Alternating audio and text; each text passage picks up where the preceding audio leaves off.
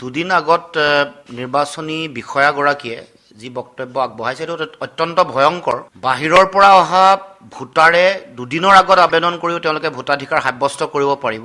এই ভোটাৰসকলে আমাৰ অসমৰ ৰাজনৈতিক ভৱিষ্যত তেওঁলোকৰ হাতত অৰ্পণ কৰিবৰ কাৰণে আচলতে এই ষড়যন্ত্ৰ আৰম্ভ হৈছে। ৰাজনৈতিক অধিকাৰ ভ্ৰাম্যমান ভোটাৰৰ হাতত বাহিৰৰ পৰা অহা বহিৰাগত যিসকল ভোটাৰ আছে তেওঁলোকৰ হাতত অৰ্পণ কৰিবৰ কাৰণে নিৰ্বাচন আয়োগে তেওঁলোকে ইতিমধ্যে ষড়যন্ত্ৰৰ কূটকৌশল ৰচনা কৰে। নিৰ্বাচন আয়োগৰ যিটো লক্ষ্য, তেওঁলোকে বাহিৰৰ পৰা ভোটাৰ আনি আমাৰ ৰাজনৈতিক অধিকাৰ তেওঁলোকক নিয়ন্ত্ৰণ কৰিবলৈ দি ক্ষমতাক বিজেপিক অধিষ্ঠিত কৰোৱাব।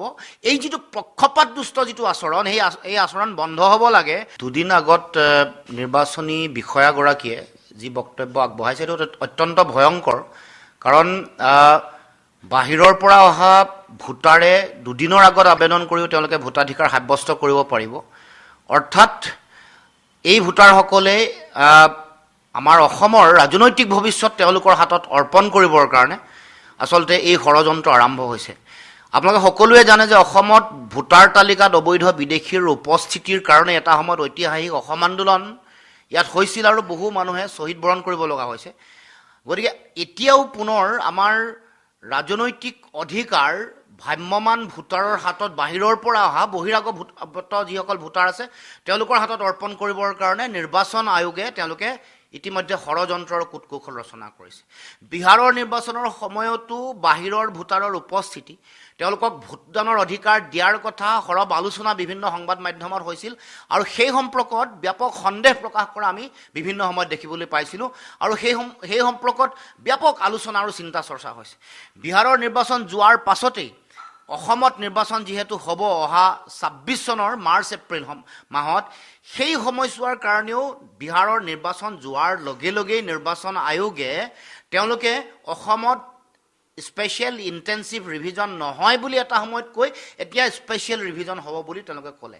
আৰু এই কওঁতে এটা অত্যন্ত ভয়ংকৰ ভয়াৱহ কথা কৈছে, য'ত কৈছে যে তেওঁলোকে দুদিন আগতে অহা কোনোবা ভোটাৰ যিখন ৰাজ্যত তেওঁৰ ভোটাধিকাৰ আছে তাত যদি তেওঁলোকে ছাৰেণ্ডাৰ কৰে বা তাত যদি তেওঁলোকে নাকচ কৰি আহি ইয়াত যদি আবেদন কৰে তেতিয়াহ'লে তেওঁলোকে ভোটদান কৰিবলৈ সুযোগ পাব। আমাৰ আগৰ পৰাই দাবী আছিল যে ৰাষ্ট্ৰীয় নাগৰিকপঞ্জী যেতিয়ালৈকে উন্নীতকৰণৰ প্ৰক্ৰিয়া সম্পূৰ্ণ নহ'ব, বিদেশীৰ নাম বা মানে অবৈধ বিদেশীসকলৰ নাম যেতিয়ালৈকে কৰ্তন নহ'ব তেতিয়ালৈকে কোনো ধৰণৰ এনেকুৱা স্পেচিয়েল ইণ্টেনচিভ ৰিভিজনেই হওক বা স্পেচিয়েল ৰিভিজনেই হওক এইবোৰ কেতিয়াও কোনো কাৰণত অসমত হ'ব নোৱাৰে, বন্ধ হ'ব লাগিব।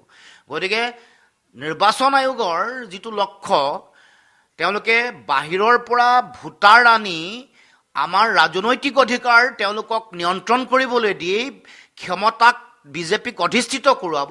এই যিটো পক্ষপাতদুষ্ট যিটো আচৰণ, এই আচৰণ বন্ধ হ'ব লাগে আৰু নিৰ্বাচন আয়োগৰ যিটো স্বতন্ত্ৰতা, এই স্বতন্ত্ৰতা ৰক্ষা কৰিব লাগে। কাৰণ এই গোটেই কথাটোৰ যোগেদি বহুত দিনৰ পৰা মানুহৰ মাজত এইটো সৰব চৰ্চা হৈছে যে নিৰ্বাচন আয়োগে বিজেপিৰ তেওঁলোকৰ স্বাৰ্থ মতে, তেওঁলোকৰ লক্ষ্য আৰু উদ্দেশ্য মতেহে কাম কাজ কৰি আহিছে। সেই গোটেই কথাটোক তেওঁলোকে নাইকিয়া কৰি ভৱিষ্যতৰ দিনসমূহত স্বতন্ত্ৰভাৱে ভোটাৰসকলে, প্ৰকৃত ভোটাৰে, অসমৰ মানুহে অসমৰ মানুহৰ ভাগ্য নিয়ন্তা হ'ব, ভৱিষ্যত অসমৰ মানুহৰ ৰাজনৈতিক ভৱিষ্যত অসমৰ ৰাইজে সুৰক্ষিত কৰিব।